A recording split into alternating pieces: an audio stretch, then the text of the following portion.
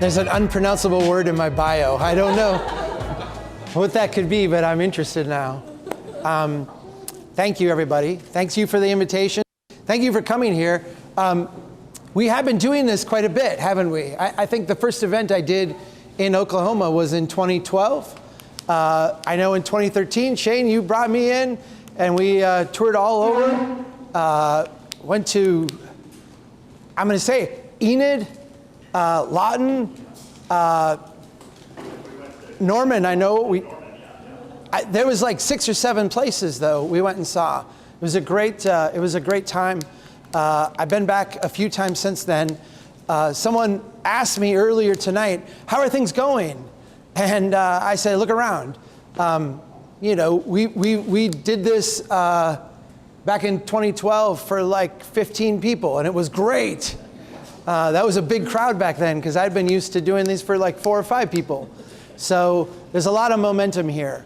Let me just have 1 or 2 ground rule things before we start. I'm going to be talking and sharing information. You should feel free because you won't offend me, and actually it'd be pretty cool. If you want to get more to drink, more to eat, do that. This is a cool place. Feel free to get up and go do that. You won't be offending me in any way. In fact, it'd be more fun if you continued to, you know, pay them and keep drinking the whole night. Same thing with having to go to the bathroom or what have you. We're in a fun place, so keep it fun. Second thing, I hate using the microphone, so the fact that I don't have to pretend to not want to use it, that you did before me, it frees me up to do what I like to do, because I hate standing holding a microphone. That being said, I do have to do this again tomorrow night, so I don't want to totally destroy my voice.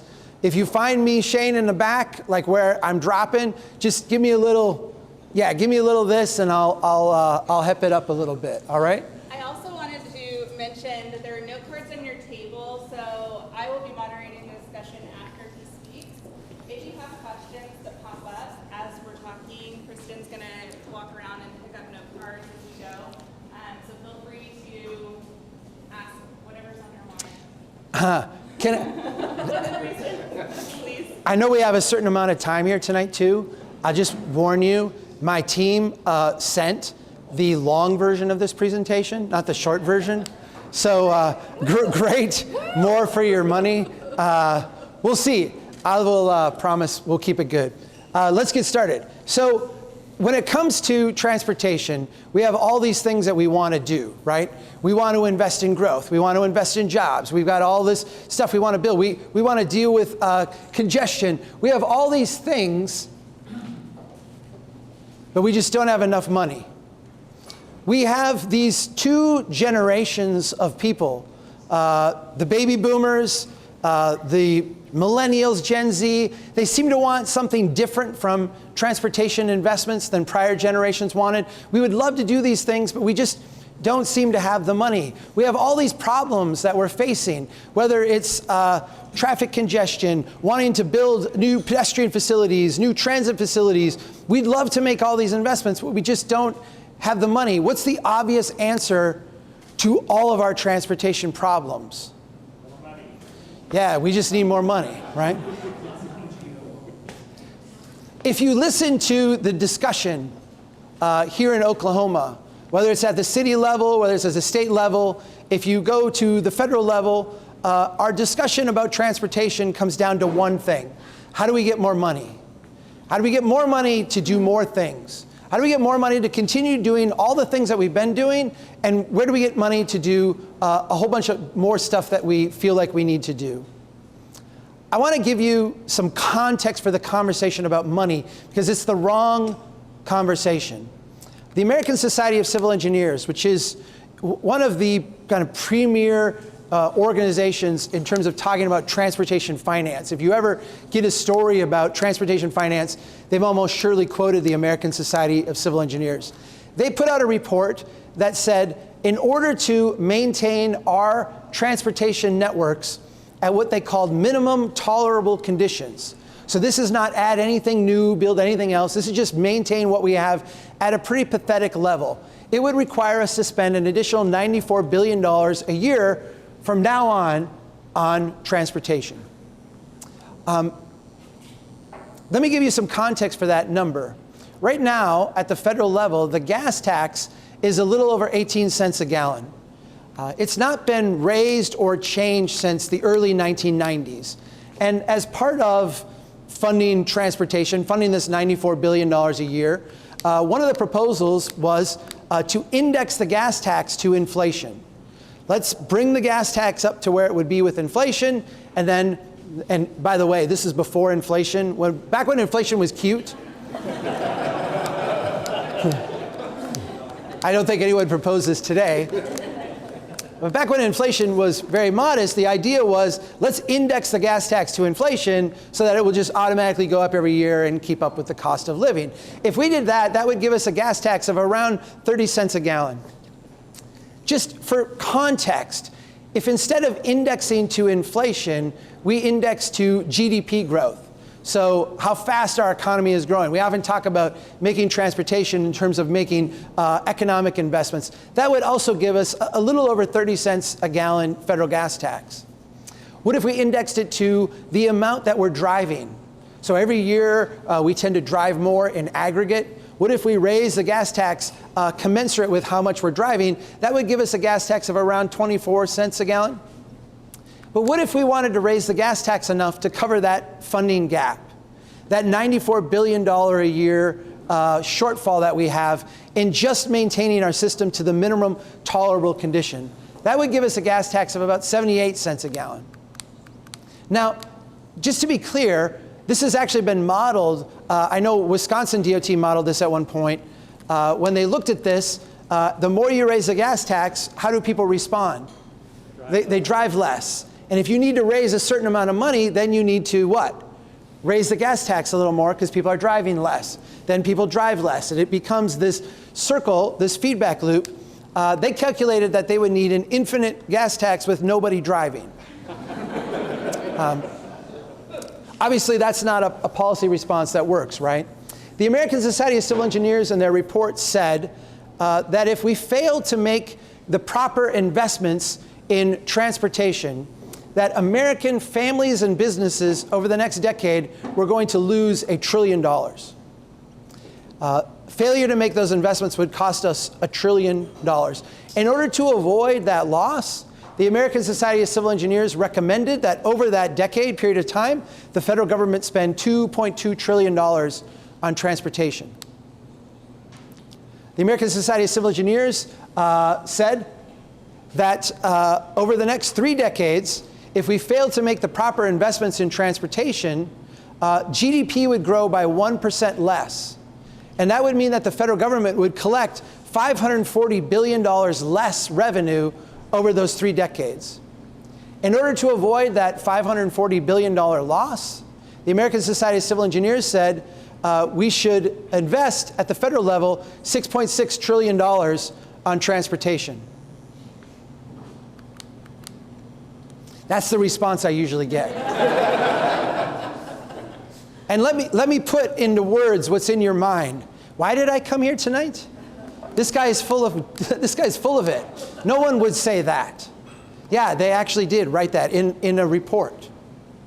Let me show you how you come up with numbers like this. This is a highway outside of Los Angeles, Highway 91 in California. We just spent, and by we, I mean federal taxpayers along with state taxpayers, paid $1.4 billion to add some additional lanes to Highway 91, one of the most congested freeways in the country. Here's how this was reported in the local newspaper. The project will give some relief to drivers in the regular lanes, raising their average rush hour speed from 8 miles an hour to 9.4 miles an hour. Now, I don't know anybody's life who's made better because they can commute at 9.4 miles an hour instead of 8. But let me tell you how engineers look at this and how the American Society of Civil Engineers looks at this. The way the American Society of Civil Engineers looks at this is to say, we're going to spend $1.4 billion on this additional capacity. There's 200,000 vehicles a day that drive here.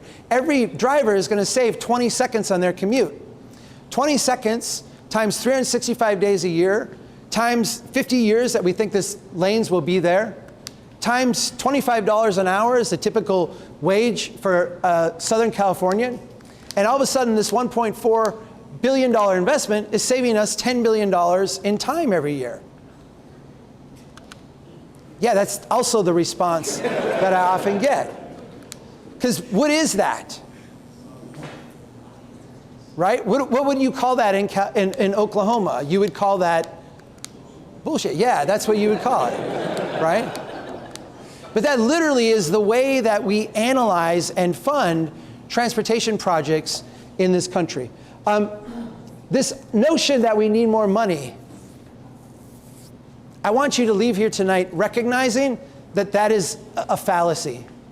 And when people bring that up, and when the conversation defaults to, we need more money, we need more money, we need more money, whether it's at the local level, whether it's at the state level or the federal level, the answer to that question is, yes, obviously, we don't have anywhere near the money we need to maintain what we have. That is a true reality. But more money will not fix that problem. More money will only make that problem worse. There are other things that need to change first before the system is given more money. And that's what I want to talk to you about tonight. What the next version of a transportation system looks like. And here's where I spend time talking a little bit about history. And maybe I'll cut this short because they did give you the long presentation. But let me give you the Cliff Notes version. At the end of World War II, we were trying to do something monumental. We had just won a war. That war, from an economic standpoint, got us out of the Great Depression. It got us out of the Great Depression by mobilizing millions of people and sending them off to kill and to die. It took millions of other people and put them to work in industries, building ships and tanks and munitions and all the implements of war. And the economists around FDR at the time recognized that as soon as the war ended and we demobilized all these industries and we brought all these troops home, there was nothing really fundamentally different about our economy to keep it from going back into depression.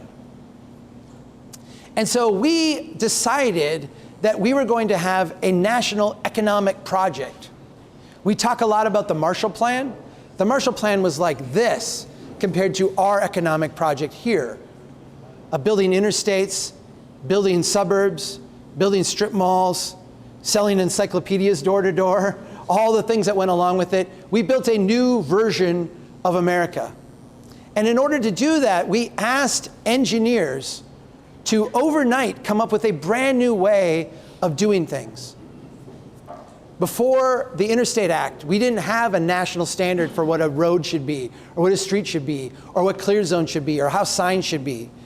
But overnight, we had to come up with all of this and utterly transform a continent. This is an amazing undertaking, one that I think we all look back at with a certain amount of reverence and awe. That's not where we are today, right? Where we are today is, in a sense, the recipients of all of this effort. And now it's our challenge not to build the interstate system, but to maintain the interstate system. Not to build all the highways, all the interchanges, all the accoutrements that go along with this, but to actually make good use of them. And that is something that our current approach is not set up well to do.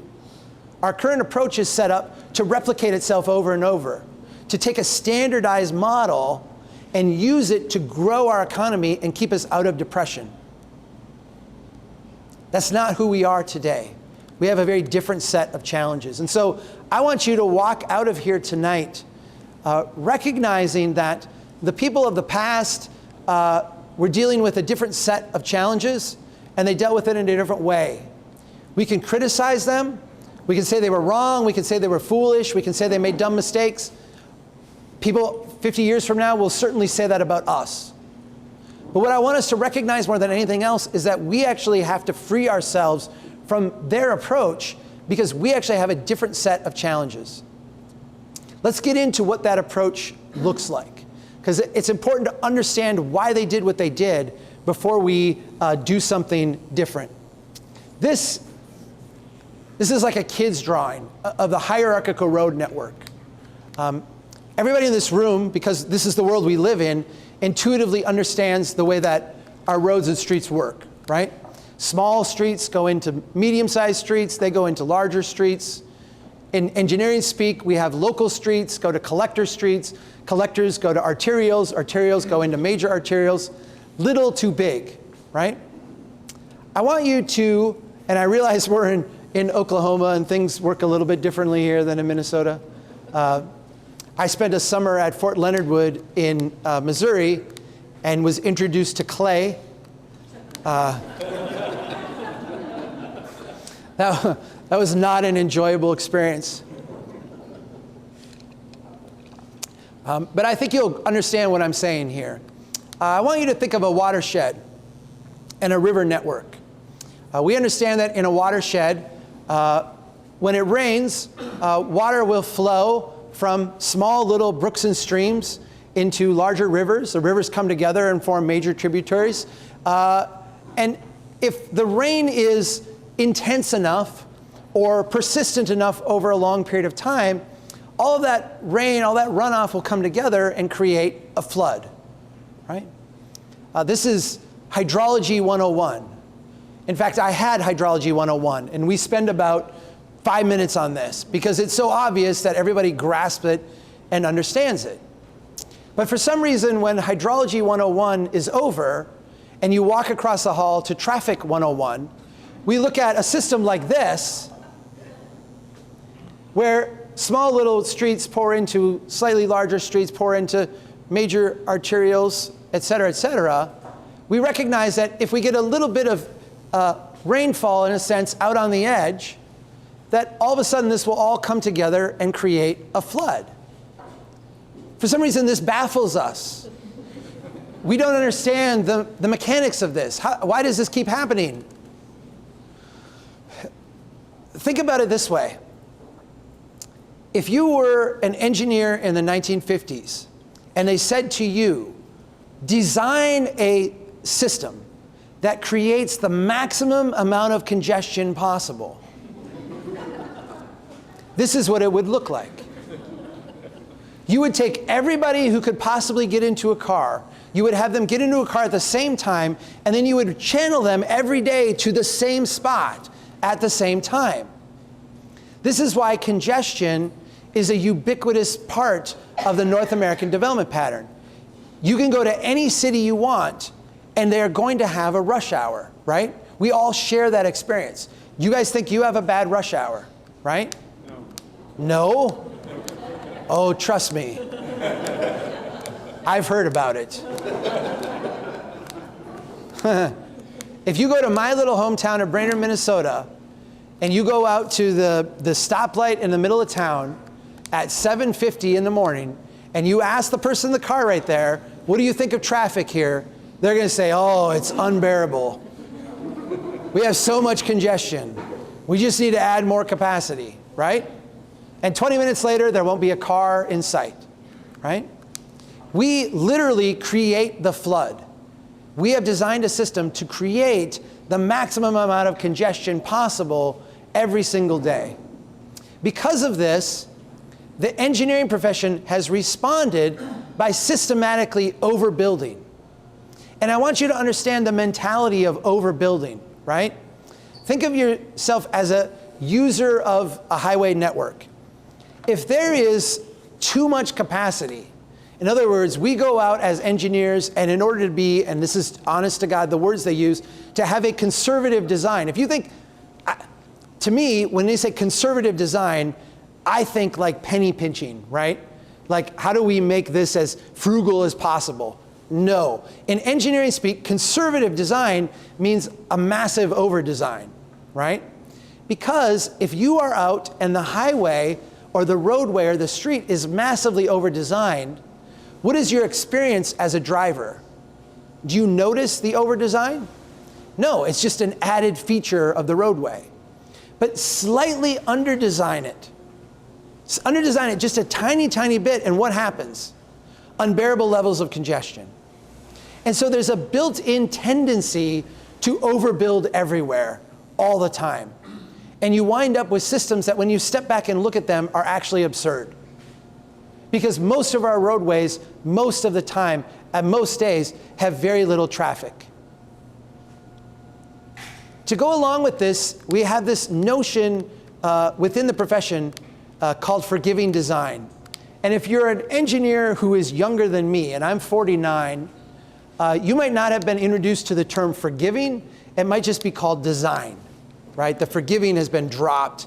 It's one of those old adages.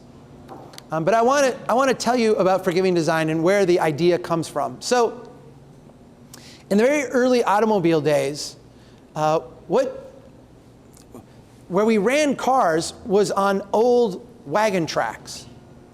And think of an old wagon trail. If you were driving a horse and a buggy, and you came up to a big tree, or a rock, or a gully, what would you do? You would just go around it, right? Not a big deal. And so if you look at old cart paths, they tend to meander and wind, right? They're not a straight line. But when we went out and put high performance surfacing down, so we went out and put aggregate down or put a early asphalt surface, and then we ran high performance vehicles on them, even at 30, 40 miles an hour, what would happen is all those obstacles became death traps. The rate of death on highways in the early days was absolutely astronomical. It'd blow your mind. In fact, we had 40,000 people, roughly, 41, 42, die last year on America's roadways. If we had the same death rate per mile traveled, that they had in 1935, it would be over 500,000 people died last year. Yeah, that's how deadly roads used to be, right? Engineers, and I'm gonna say, engineers are really smart. If you give them a problem, they will find a solution. Engineers were given this problem and said, figure this out. And they came up with this idea of forgiving design, this idea that as part of our design, we need to actually understand the mistakes that drivers tend to make and then design the system to compensate for those mistakes. So what kind of mistakes do drivers make? Think about two drivers on a road going in opposite directions. We know that sometimes a driver will float a little bit in their lane for whatever reason. Maybe they look down at the radio, maybe the kid's yelling in the back seat. Whatever it is, they'll float a little bit. What we don't want is we don't want them to float across the center line and hit the car coming towards them. And so what do? We widen out the lanes. We give them a little bit of room to move. We know that drivers sometimes, with no malice, no recklessness at all, will sometimes go off the side of the lane, right? They'll sometimes leave the lane. Maybe there's something in the lane. Maybe they have something that forces them off. What we don't want is we don't want the driver to wind up in the ditch. What we do is we give them a little bit of recovery area on the side.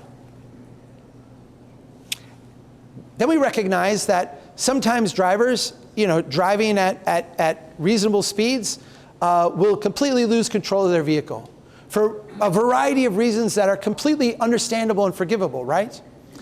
We don't want them losing control of their vehicle to wind up hitting something that doesn't move.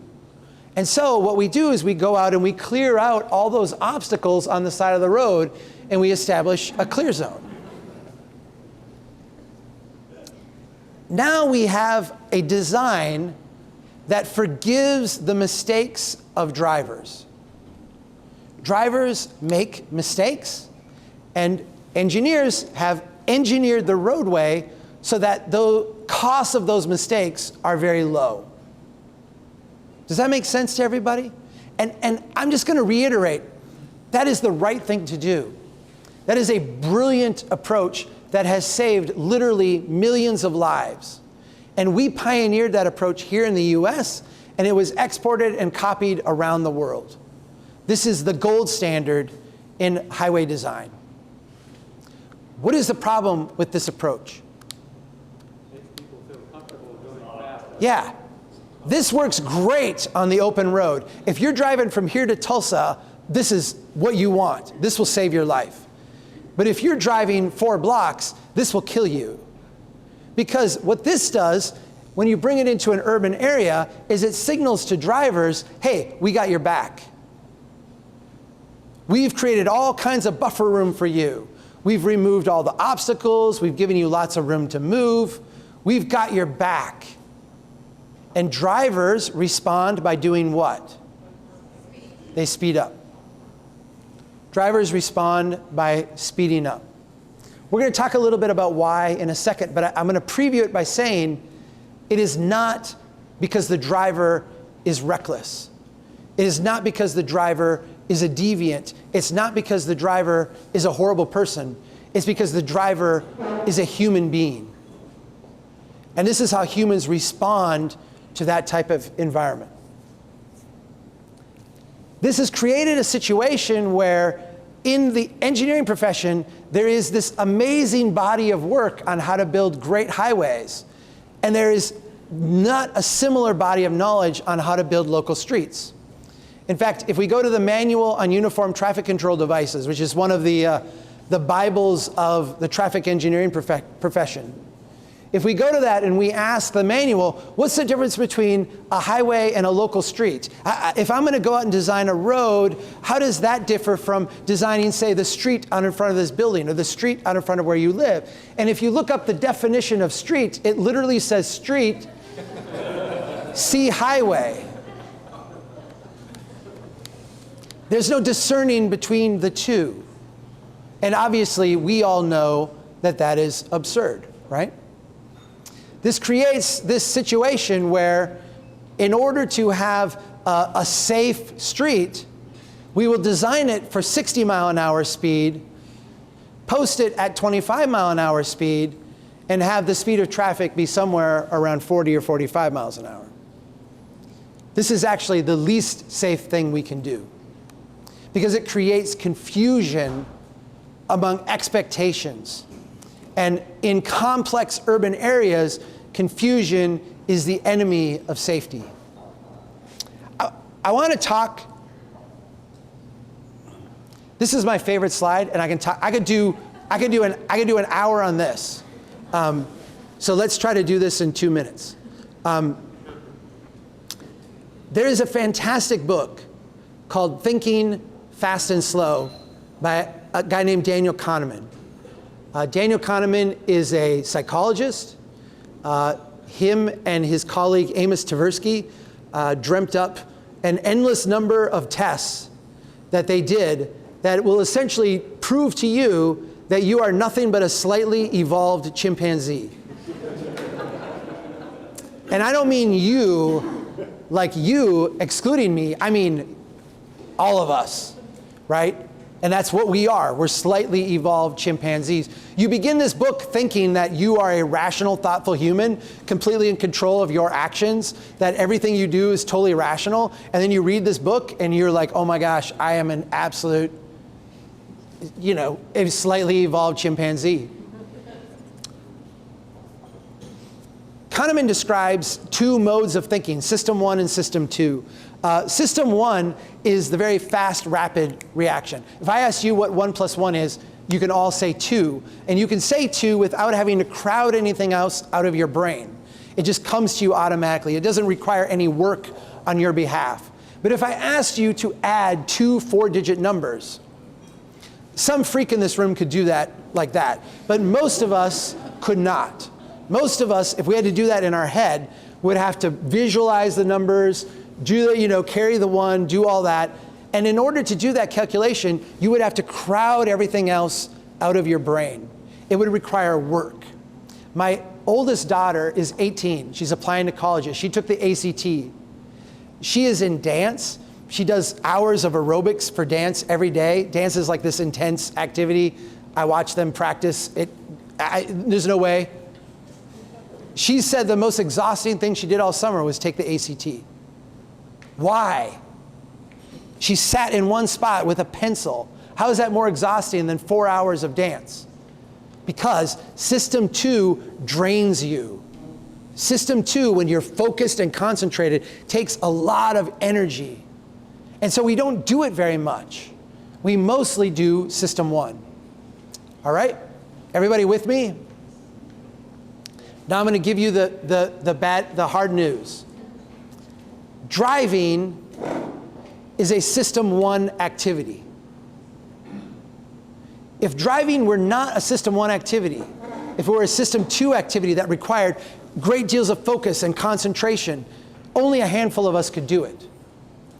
Race car drivers, jet fighter pilots, those are people who can do System 2 for long periods of time. None of us can. That's not the way our brain works. In order for us to be able to drive, it has to be a System 1 activity, one we can do passively without thinking. And a lot of bike and walk advocates, a lot of safety advocates hate that. They hate that. They don't want that to be true. I'm sorry, it's true. And if you think about your own behavior driving, how many of you feel comfortable when you're driving listening to the radio? How many of you feel comfortable singing along to the song, right? None of us find that to be reckless behavior. But think about what you're doing. You are in System 1. You're not hyper-focused on the road. You're not totally vigilant. You're not absolutely hyper-aware of your surroundings. Your mind is wandering because driving is a System 1 activity. Okay. If we know driving is a System 1 activity, what does that tell us about forgiving design? When we go out and we widen out lanes and we create clear zones and we create buffer areas and we give drivers more room to work, what does that tell us about forgiving design? Yeah, it encourages people to drive faster. Again, not because they're reckless, not because they don't care about humanity, but because they are human. Think of yourself when you're driving along and you pull into a parking lot. I don't know how many of you have kids, but I remember picking up my kids from the school parking lot, right? When you pull in the school parking lot, what do? You turn down the radio, right? Why? Why do you turn down the radio? It's just as loud as it was. Why do you turn it down? Because now you've dropped out of System 1 and you're in System 2. You're looking for little kids running around. You're looking for parents who are going to get in your way, right? When you pull into a situation like that and you've got someone in the passenger seat, watch what happens. You both stop talking. You don't have to tell them, hey, hang on, I got to pay attention here. Please stop talking. They stop talking because they know you're no longer listening. If we want our streets to be safe, we actually have to signal to the driver in System 1 that they need to drive slower. What this means is that all of this stuff that we do to shame drivers is not only a waste of money and a waste of resources, a waste of energy, but it's actually insulting. Do you all have these? I have not seen the Oklahoma version of this. In Minnesota, we have the Towards Zero Deaths campaign, where we put up billboards telling drivers to pay attention. Hey, pay attention when you're driving. Okay?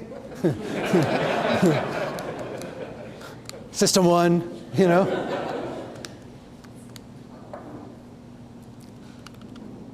We spend, the latest infrastructure bill had millions and millions and millions of dollars for driver shaming campaigns that do nothing at all to address the underlying issue, that our local streets are designed using highway manuals, designed incompatible with the actual street, designed to encourage good, decent, human, law-abiding citizens to drive faster than they otherwise would.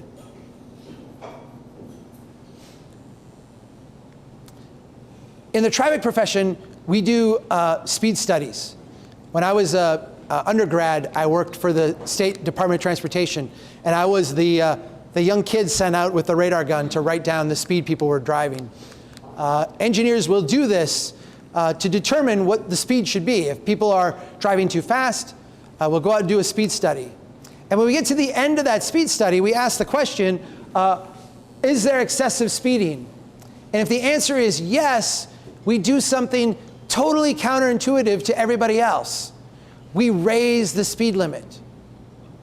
I can't tell you how many times cities came to us and said, we've got a speeding problem here. Go out and do a speed study. And we would go out and say, yeah, everybody's speeding. And they'd say, okay, great, do something. We're like, okay, and we'd raise the speed limit. Because now people aren't speeding anymore. Think about that for a second. Because the reason that engineers do that, that is the correct response on a highway, right? On a highway, that's a correct response. Because what don't you want on a highway?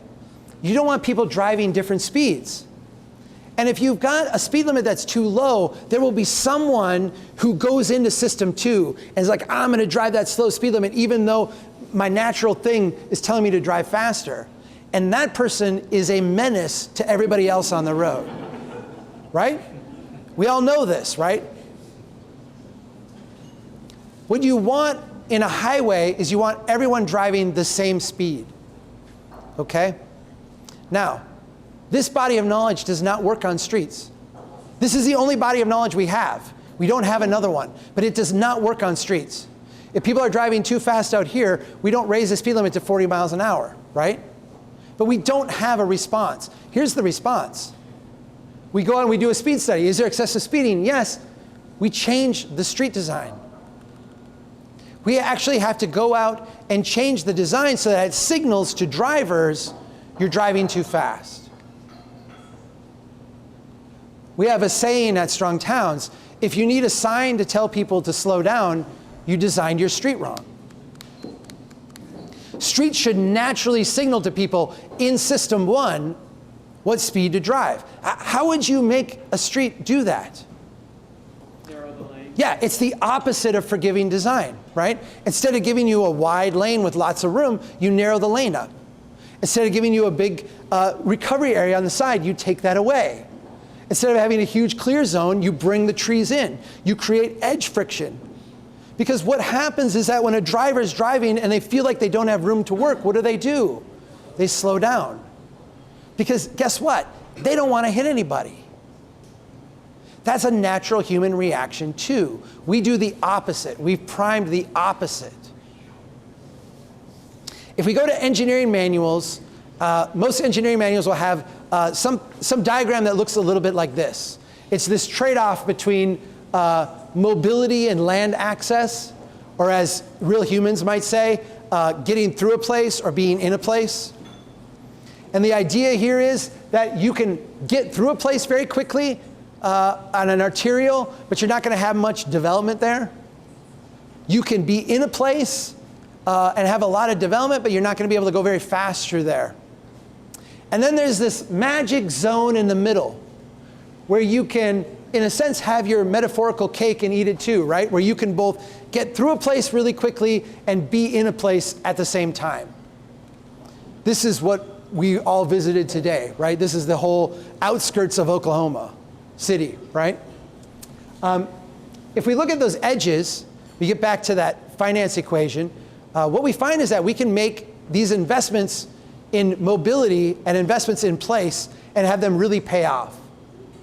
Again, if we're going to build a highway between Oklahoma City and Tulsa, and we're going to have people move really quickly down that highway, and we're not going to have a lot of things slow them down, that's an investment that's going to make Tulsa rich and make Oklahoma City rich.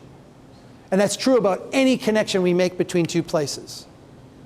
If we're going to build a place, if we're going to build a nice place where we're trying to attract development, attract intense levels of private sector investment, we can do that really well, but not with a lot of through traffic. This street out here is coming along, right? I'm imagining what this would have looked like 20 years ago, and I'm guessing you're all saying this is a great improvement. But we can go to the street perpendicular to this one and be perplexed about what to do because of the volume and the speed of traffic there. We all recognize that if we could slow traffic down even more here, this street would be even more valuable. We can also recognize that part of making this street more valuable is making the surrounding area slower speeds, less traffic dominant, more human dominant, because that would bring more investment in and make more people want to be here. You get the trade-off? What we can't do is do this stuff in the middle. We can't have both high-speed traffic and a valuable place. Those two things are incompatible with each other. When we try to do that, we wind up spending an enormous amount of money and having very little tax base comparatively to show for it. Incidentally, we can build this stuff on the edge very safely. Interstate highways in the US are some of the safest transportation in the entire world. Per vehicle mile traveled, the crash rate is insanely low. They are ridiculously safe. Likewise, if you're on a local street going 10 miles an hour, 15 miles an hour, the insurance companies will tell you lots of claims in those places. And I'm like, that's fine. When you look at the claims, they're mostly dented doors, fender benders, really low impact type of stuff. Where we have all our high impact stuff is in this middle area here. The area where we've got cars going very fast and we've got a lot of complexity. We've got vehicles going at 30 miles an hour, 40 miles an hour, 50 miles an hour. At the same time, we have people turning in and out of the traffic stream, stopping, parking, pulling out, people on bikes, people on foot. It's that randomness combined with the high speeds that give us our tragedies. 80% of the deaths that we had last year came from these kind of mid-range places, the arterials in our system. If you take that chart and you flip it on its side and ask a different question, you get a different answer. And this is where I want to transition into what we do differently now. How do we think about and do this differently? What I've done here is I've said, at what speed do we create the most value for our transportation investment?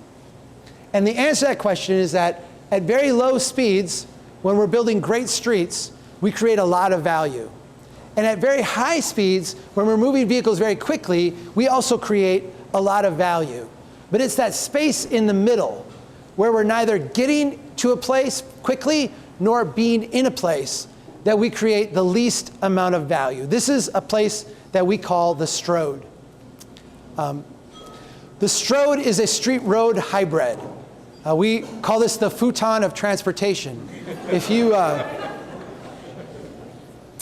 think of a couch that transforms, an uncomfortable couch that becomes an uncomfortable bed, that's what a Strode is. It's a bad street combined with a bad road, right? You're not really building any wealth, but you're also not getting anywhere very quickly. Most of what has been built in the Oklahoma City region over the last 3 decades is Strodes. Almost all of your transportation dollars have gone to building Strodes. The most dangerous, most expensive, least financially productive type of investment that you can make. It is literally bankrupting you, driving your region into insolvency. When we were debating the last infrastructure bill, there was a, how do I say this nicely? Well, maybe I won't. There was a vibe. We don't get involved in national politics. There's so much good stuff happening on the ground. There's so much good stuff happening in this city here. Think about me. I get to go to places all over the country and experience this day after day after day. There is awesome stuff happening on our streets, in our blocks, in our cities. It would blow your mind. It's where all the energy is in this country. And none of the negativity that you see in this national debate. But of course, we had a national debate on funding transportation. And strong towns in that debate became the antagonist, right? We were the people who had no visions, just opposed to everything.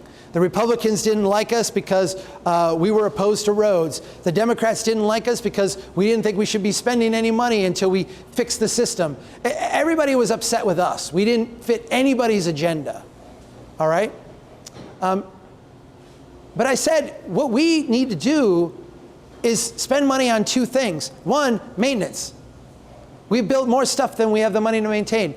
We should not be building anything new, period, until we can maintain what we have. And if we're going to spend money doing something not maintenance, it should be to fix the terrible stuff we've built so that cities can grow strong and resilient, so that we can make better use of our transportation system. The number one agenda item on that is fixing our stroads. If we spent the next generation not building another lane mile of highway, and believe me, we should not be building another lane mile anywhere, let alone all the turnpikes and craziness you guys are talking about building. That's insane. We should not be building any of that stuff. We should be spending our money fixing our stroads, converting our stroads into really high productive streets that attract lots and lots of private investment, or wealth building roads that connect places so people can get from one place to another very quickly. I'm going to show you now how to do this. I'm just going to tell you the steps in doing this. And I tell you, it's going to look really, really easy. And I'm going to say, from an engineering standpoint, it's ridiculously easy. What is hard about it is the cultural overlay that we have that prevents us from doing it. But that's it. That's the only obstacle that prevents us from doing this. If we want to go from stroad to street, what do? The first thing we do is we slow traffic. That's what it means to have a great street. It's not about moving traffic through, it's about being in a place. We have to prioritize. I wrote pedestrians up there. I hate the word. You'll never hear me use the word pedestrians. It's a transportation engineering word for a human unit, right? People. Let me say that different. That second line, number 2 point. We have to prioritize being in the place over getting through the place, right? If we actually want to build a great street, it's about being in the place, not about getting through. So prioritize being in the place. We need to attract lots of investment. So our zoning codes, our building approach needs to encourage people to come in and fill in things, make better use of it, build more buildings, increase our density, our intensity. We need to embrace the adaptability of these places. We need to recognize that there is no manual for what a street should look like. A street needs to evolve and change and adapt over time as the buildings and the place itself adapts over time. If we want to go from stroad to road, then it's the exact opposite, right? We got to close our access points because we're trying to speed up traffic. We're trying to get things moving. We're trying to remove all the things that create infringement on our ability to go fast. We need to separate automobiles from other modes. Again, technical planning term. You can't ride a bike safely on the shoulder of a road with cars going 40, 50, 60 miles an hour. And I realize a lot of cyclists, that makes them mad. They feel like they should be able to do that. I'm an engineer. I cannot design it so you can do that safely. We need roads for bikes. We need roads for cyclists, but they need to be separate facilities, right? Protected from high-speed traffic.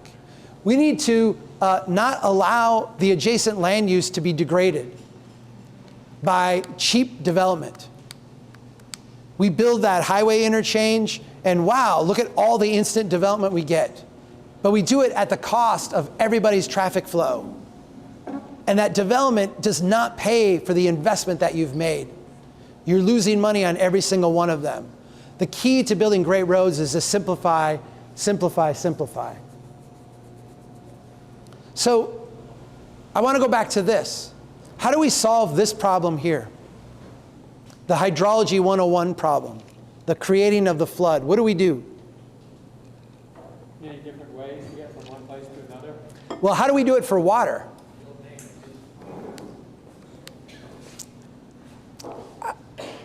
It's interesting because we used to build dams.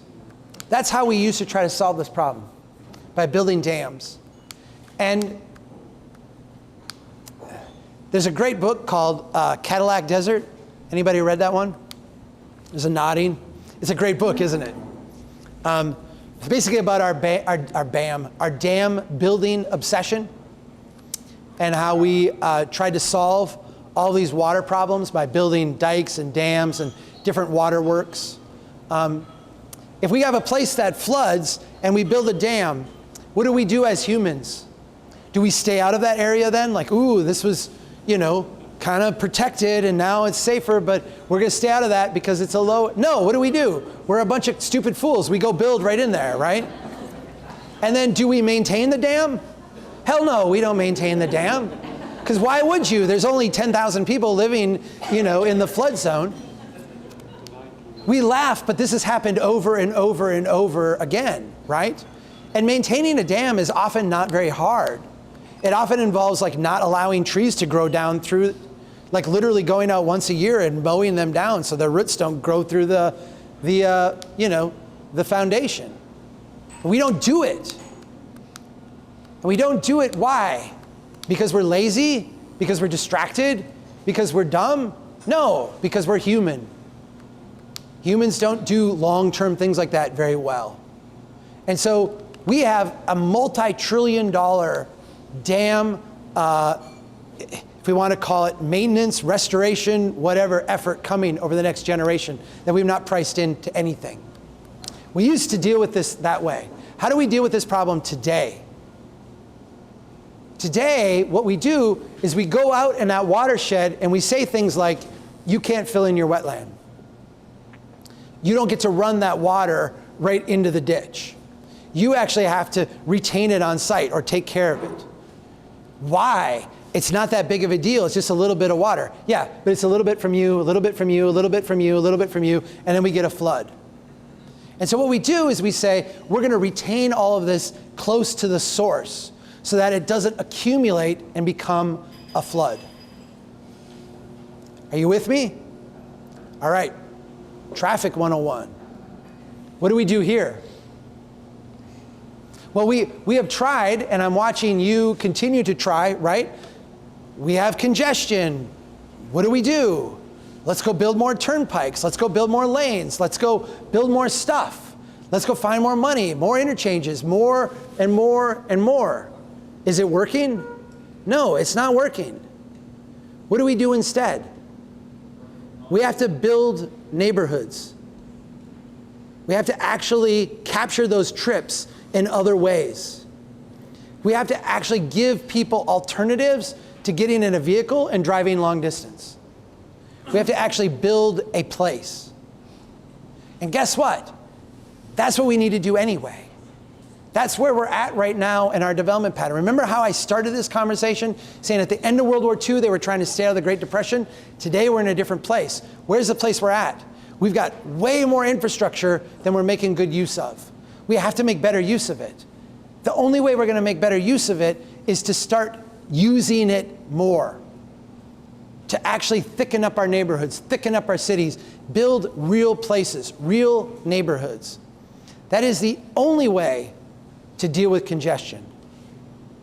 That is the only way to deal with congestion. And let me state that a little bit differently. That is the only way to successfully deal with congestion. There's one other way, and that of course is bankruptcy. If you want to see what it means to build yourself out of congestion, go visit Detroit. Detroit did it successfully. If you go there today, there's wide lanes and there's no cars. And you can drive everywhere you want, whenever you want, without being impeded in any way. Now, there's no reason to go there, but you won the battle against congestion. We have to win it in a different way.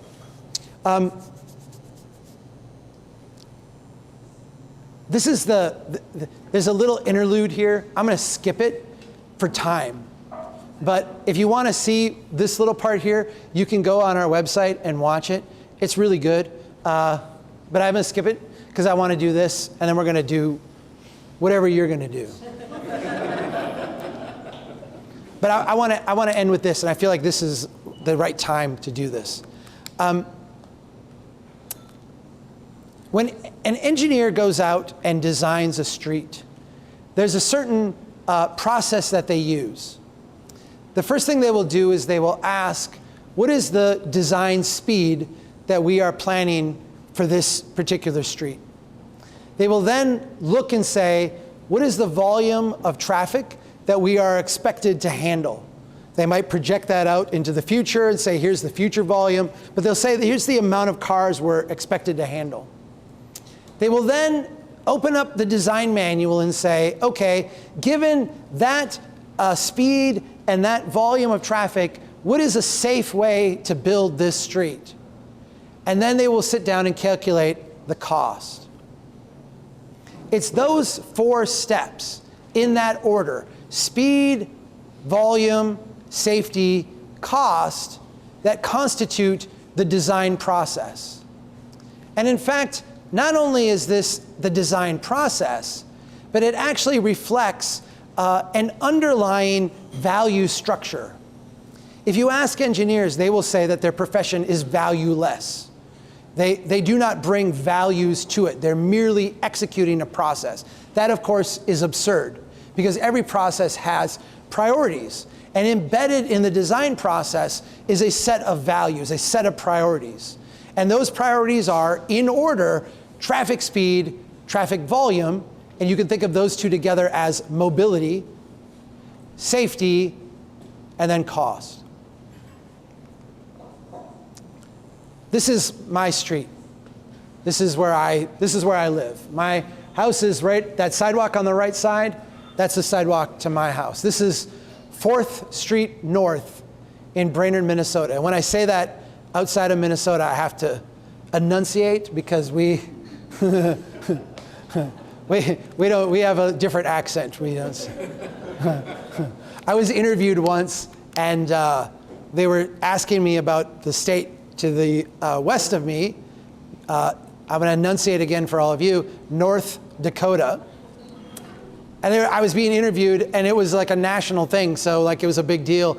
And then they were playing it back, and I was like, oh my God, did I really say? Yeah, I did. North Dakota, over and over, North Dakota. They're over in North Dakota. That's just how we say it, right? So I live on 4th Street North, which is a lot for a Minnesotan to say. This is my street. This is what my street looks like. Nice little residential street. I want you to think of the street where you live, or maybe a street where you would like to live, or maybe a place where you work or someone you love lives. I want you to think of that street, and I'm going to put you in charge of the values, the process that is going to be used to create that street. And this is going to be the audience participation portion of this. I want you to shout out at the same time what value you would pick first. If you're designing your street in front of your place, is it most important that vehicles be able to travel at a set speed? Do we want to make sure that as part of the process we can attain a certain design speed? Is it more important that we handle a set volume of traffic? If we have to make sure that the traffic flows through, that we have enough to handle the number of cars that we projected there? Is it more important that our design center around safety, that what we build is safe above everything else? Or is it more important that our investments be cost effective, that the money we spend be spent wisely and prudently and have a good return? If you were to pick your highest value, would it be speed, volume, safety, or cost? Safety. All right.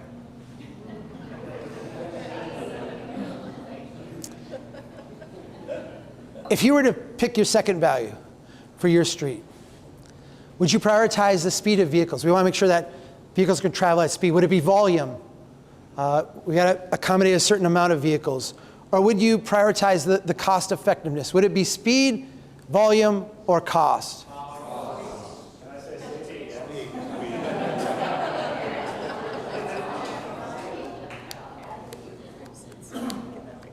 I can't change these, I hope you know. All right, so would you prioritize speed or volume? If you make sure that people can drive at a certain speed, but that's going to mean fewer cars get through? Or would you rather have them travel at a lower speed, but be able to accommodate more vehicles? Would you prioritize speed or volume?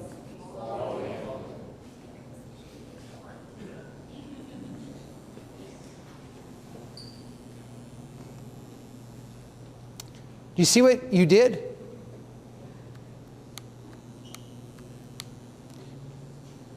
Do you see what you all did?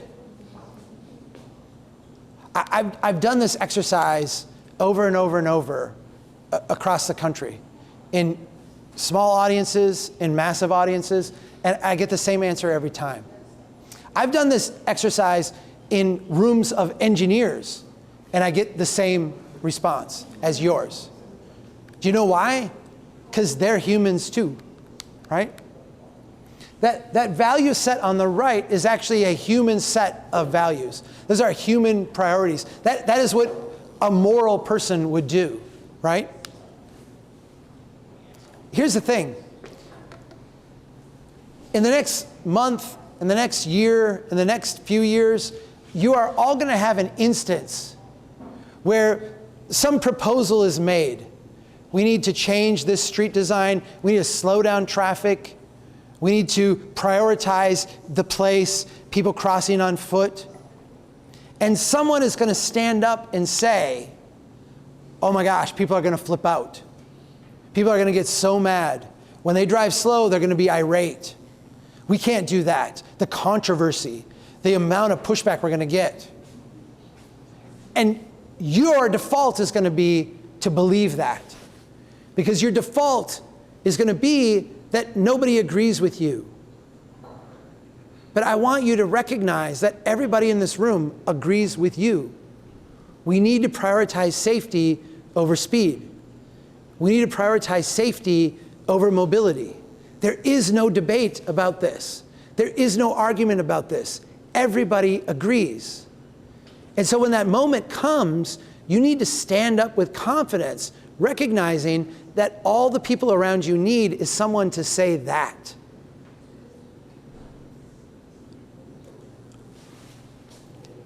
Everybody in here, I'm sure, has heard of the idea of complete streets, right? Complete streets is a very American kind of concept. There's a little everybody gets their share kind of thing, right? A little separate but equal kind of concept. It fits really well with us. I remember when Complete Streets first came out, I was a very young engineer, and I remember we all laughed about it. My book is called Confessions, by the way. That doesn't mean that I have transformed over time. But I remember we all laughed about it, because we laughed because streets are not for, they're for moving cars. Like, what are we talking about? Why are we talking about all this other stuff? I watched the engineering profession gradually shift their thinking about complete streets and start to embrace it.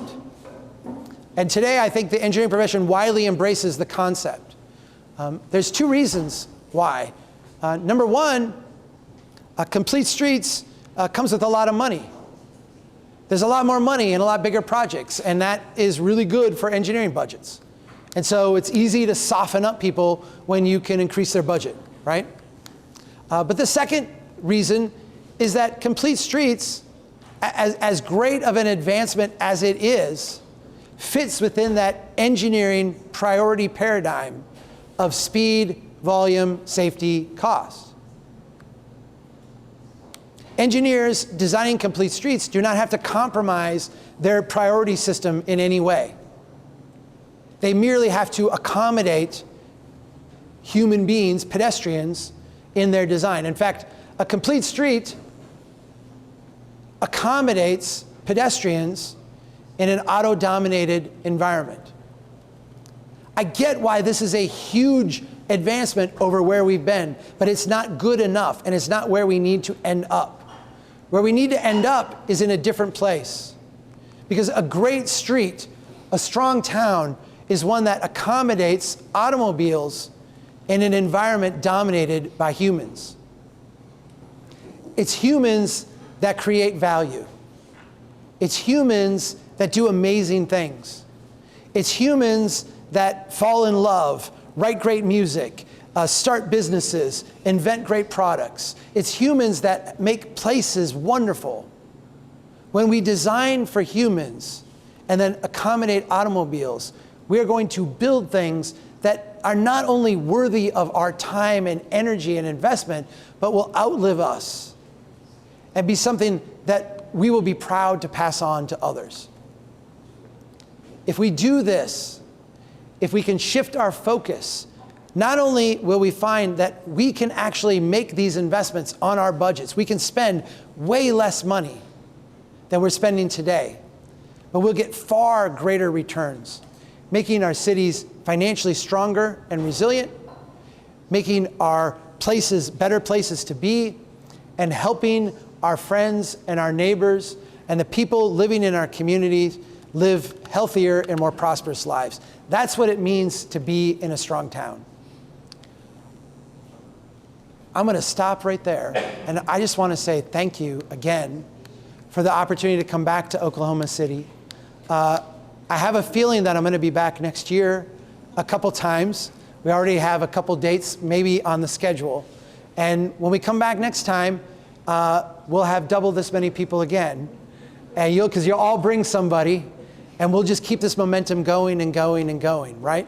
Because more than anything else, I want you to walk out of here tonight recognizing that I'm not here trying to get you to go to Washington, D.C. and lobby for some money. I'm not trying to get you to vote for a particular party. I'm not trying to get you to support some legislation that we're trying to get passed. I'm trying to get you to fall in love with your place, to care about it, to devote your time and energy to it, and to do not the big, huge thing that needs to be done, but the small thing in front of you that you're capable of doing. If we all go home and do that, this place will be utterly transformed and unrecognizable in a good way. So, thank you very much.